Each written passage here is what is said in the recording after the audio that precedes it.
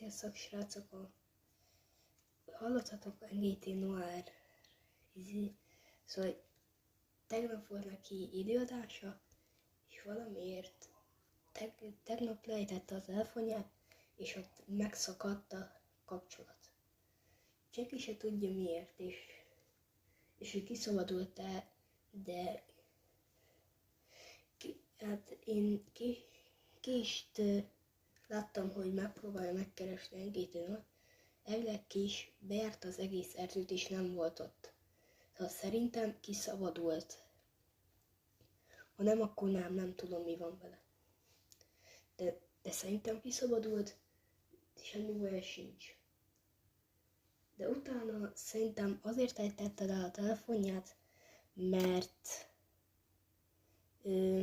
csak így tréfálni akart. Na, sziasztok!